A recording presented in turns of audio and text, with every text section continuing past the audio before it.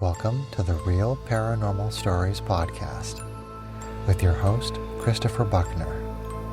Send your stories to realparanormalstoriespodcast@gmail.com. Royalty-free music provided by Kevin MacLeod and Tabletop Audio. And now, let's take a trip into the paranormal.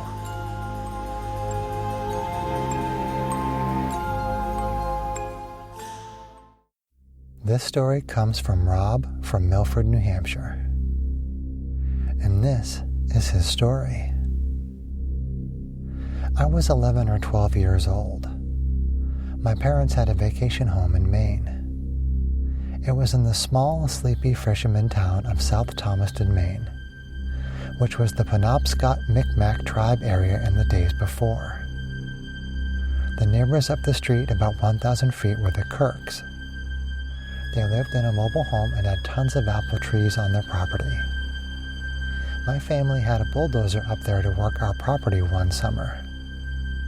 Mr. Kirk had mentioned he wanted to make a pond in the backyard at his property. My father lent him the bulldozer. Mr. Kirk blazed a path through the woods and didn't think twice about pushing aside a random pile of rocks in the woods.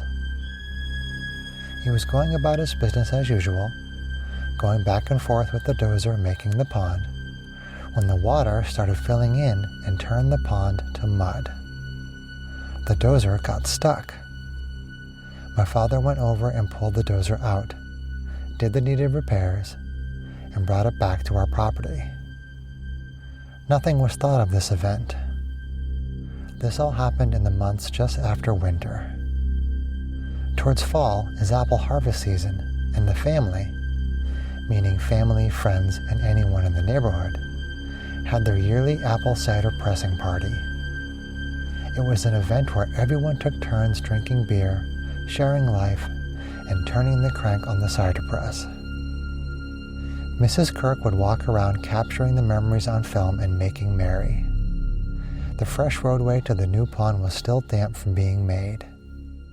A few weeks later, we were up there again over at the Kirks and looking at all the pictures. This was 35mm camera prints from a local Kodak store. In some of the pictures, there was a light haze way in the background. It was very hard to notice on the prints, but using a magnifying glass on the negatives, you could see an octagonal bubble in a few of them. In the bubbles, there was a Mikmaq man and woman, a man, woman, and child, and a man and a wolf-like dog. They were standing watching the apple festivities with what looked like approval. You could always feel the presence at the Kirks until Mr. Kirk put the stone piles back where they belonged, and had a descendant come and bless the area so the spirits would go back to rest. At my house up there, I had many nights of dreams that were influenced by the pictures and the disturbed spirits until they were put back to peace. And that is Rob's story. This story comes from Jess from Australia. And this is her story. When I was about 15 to 17 years old, I was in bed on my phone listening to music when I heard footsteps coming down the hallway. I thought it was my dad and freaked out because I was meant to be asleep and not on my phone. I tried to turn off the music and hide my phone under the covers, but I couldn't turn it off in time, and I heard my dad's footsteps come up to the end of my bed and stop. I pretended to be asleep, and then when my dad didn't say anything, I turned on my phone light and peeked over the covers to see if he was gone. Instead of seeing my dad at the end of my bed, I see this tall man with dark brown hair and a gray blanket wrapped around his shoulders. He looks like he's been caught in the rain. He's drenched, and he's staring directly above my bed, looking distant. I try to call out to my dad, but I'm laying at a weird angle and I'm kind of whisper screaming at this point. And he reached his hand out and grabbed the top of my foot over the covers. I can move my toes, but I can't pull my foot away, and I'm hyperventilating now. At this point, I'm shaking. I'm so scared. I lay back and take a deep breath, and I peek back over the covers, and he's gone. I turn on the light under my bed head and call my friend, super freaked out.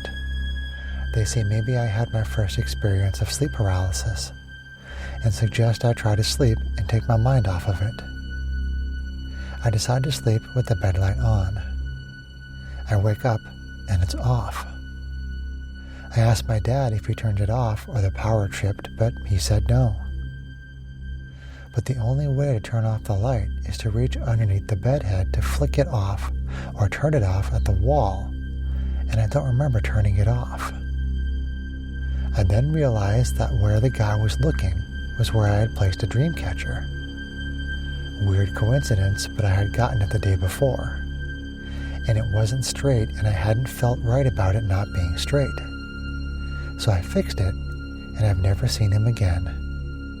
I also started sleeping on the other side of my bed because screw that. Initially, I thought maybe I had sleep paralysis. I'd never had it before, though. But I could move my body and my toes.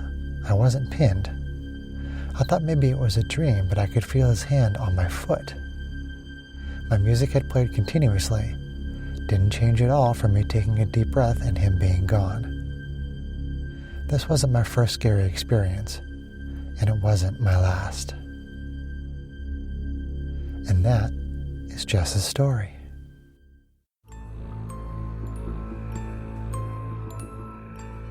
That's all for this episode of the Real Paranormal Stories podcast. If you liked what you heard, please leave us a review anywhere this podcast can be found.